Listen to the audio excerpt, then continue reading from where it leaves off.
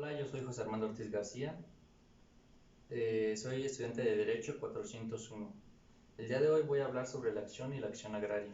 Para empezar vamos con el concepto de acción y proviene de la expresión latina action, que alude a los actos jurídicos, es decir, es la potestad que tiene una persona para acudir a los órganos jurisdiccionales solicitando justicia a su favor. Ahora bien, según los autores y eruditos Eduardo J., la acción es la facultad que tiene la persona para promover la actuación del órgano jurisdiccional y que se lleve mediante un proceso, y que al final de este se dé una sentencia a favor de él.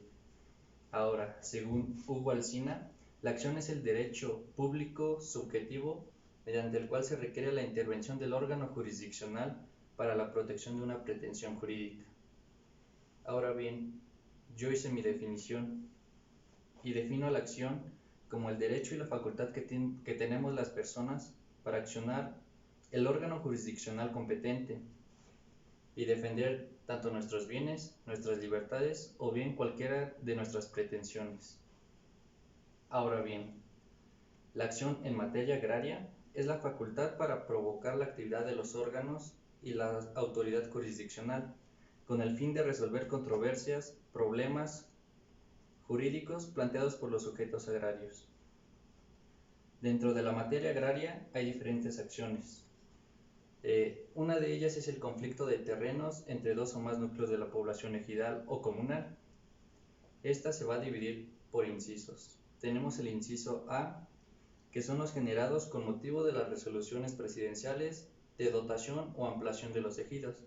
Esto quiere decir que el comisariado ejidal va a tomar ciertas decisiones, ya que funge como presidente, tesorero y secretarios. Ahora bien, también tenemos el inciso B, que es el conflicto entre núcleos agrarios de carácter ejidal con otros núcleos comunales. También tenemos conflictos por límites de terrenos, ya sea entre los núcleos ejidales o comuneros o entre particulares. Bien, ¿dónde vamos a plantear estas acciones?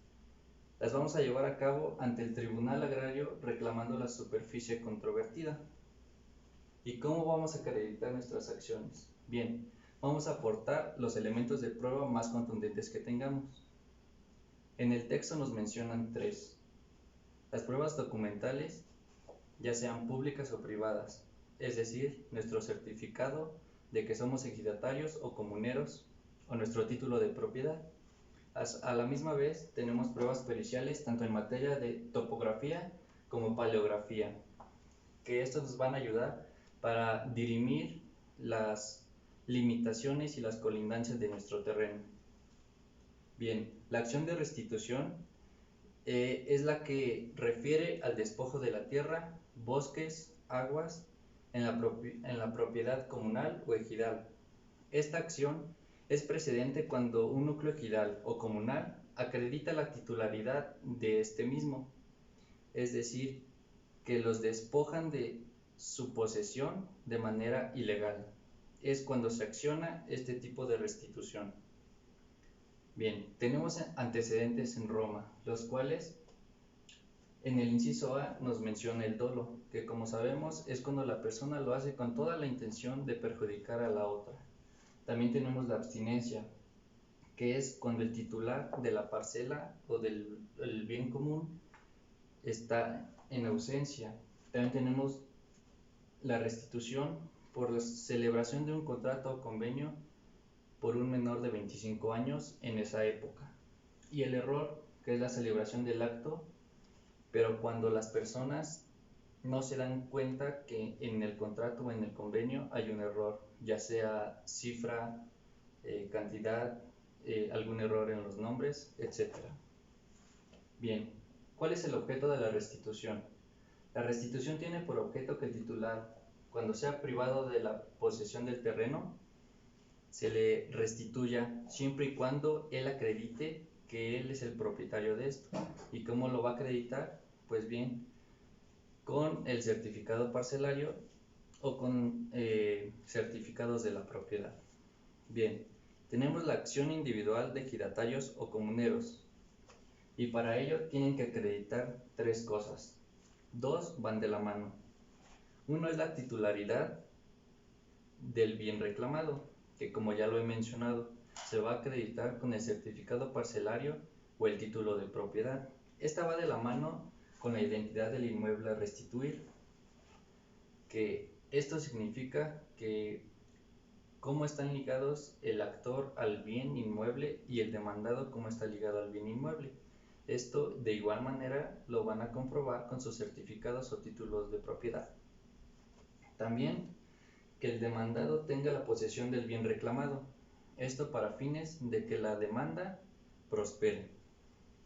Ahora bien, tenemos el reconocimiento del régimen comunal. Esta acción es cuando solo existe de hecho pero no de derecho. ¿A qué me refiero? Que en un terreno delimitado están acentuados el régimen comunal, pero no hay ningún papel o certificado que acrediten que todo ese núcleo pertenece a un régimen comunal. La ley agraria en su artículo 98 nos dice en una de sus fracciones que una acción agraria de restitución para las comunidades despojadas de su propiedad, un acto de jurisdicción voluntaria para quienes guarden el estado comunal cuando exista litigio en materia de posesión o propiedad comunal.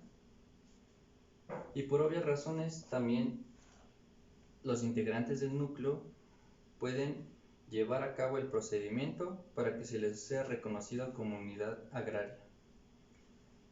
Cuando se les reconoce como comunidad agraria, surgen efectos jurídicos. Primero que nada, adquieren la personalidad jurídica tanto del núcleo de población como de la propiedad de la tierra. También van a tener que realizar el comisariado de bienes comunales, que es el encargado de representar a todo el núcleo ejidal. También las protecciones especiales a las tierras comunales, es decir, son programas que el mismo gobierno les va a ofrecer. Esto va de la mano con que van a adquirir derechos y obligaciones. Ahora bien, tenemos el procedimiento de reversión, y esta acción es procedente cuando las tierras expropiadas no se han utilizado para el decreto expropiatorio con el cual se hicieron la compra. Es decir, cuando el gobierno federal adquiere alguna parcela o un bien común y no le da el uso que dijo que le iba a dar, como por ejemplo alguna carretera, alguna construcción de un puente, alguna construcción de un tren. Entonces, aquí se da eso. ¿Quién realiza el procedimiento de reversión? Pues el Fideicomiso Fondo Nacional de Fomento Ejidal es el encargado de reclamar ante el Tribunal Unitario las tierras ejidales que se les quitaron a los sujetos agrarios. También pueden reclamar que no se les pagó el valor comercial, sino el valor catastral. Ahora vamos con las controversias relativas a la sucesión de derechos agrarios. Y bueno, esta acción básicamente es la que realizan las personas que tienen el derecho a heredar y es una de las más comunes en el derecho agrario. En este tipo de controversias, si el decujus no dejó testamento, la ley agraria lo previene y en su artículo 18 nos va a designar las personas y el orden de cómo van a poder heredar los derechos agrarios. Como sabemos, en primer puesto está el cónyuge, en segundo puesto la concubina o el concubinario. Esto se tiene que demostrar para fines legales. El cónyuge puede mostrar el acta de matrimonio, la concubina o el concubinario puede mostrar fotografías, testimonios. También tenemos a uno de los hijos del ejidatario, solamente a uno, así sean 3 o más. Estos se deben de poner de acuerdo para que solamente uno los represente con los derechos agrarios.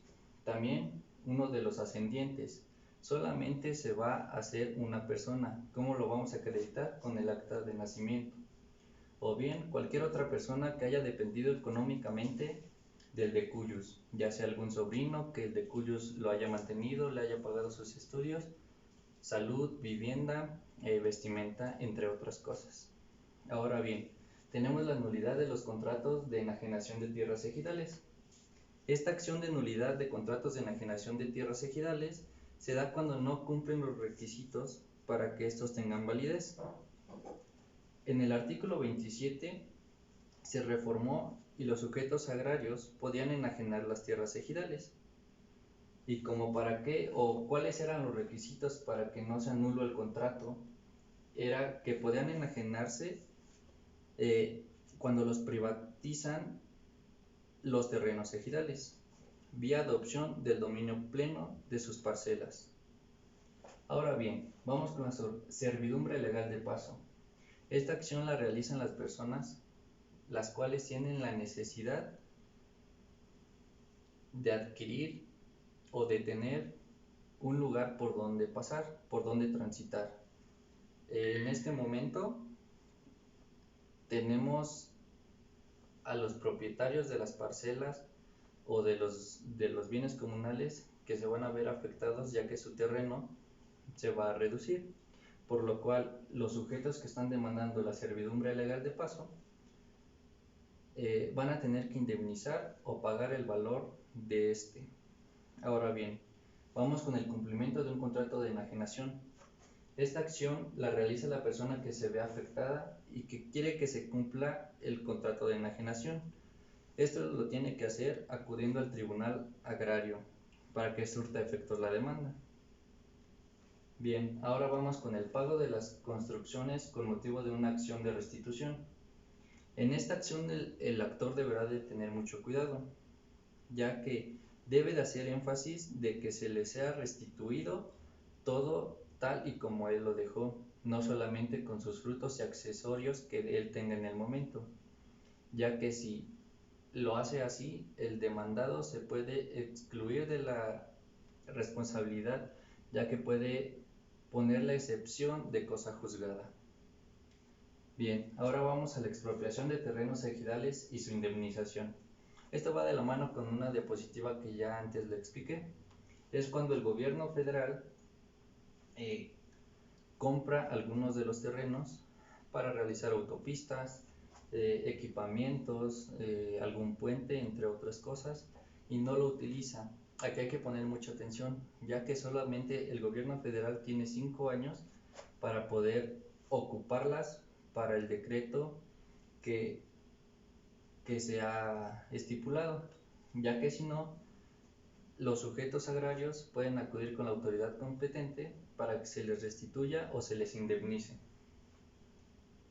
Bien, ahora vamos con la ejecución de los convenios y en este punto tenemos dos casos para hacer las acciones. En el primer caso nos encontramos en donde las partes ponen término a la controversia sometiéndose a la Procuraduría Agraria, quien va a fungir como mediador para las controversias y que se lleven los convenios pertinentes.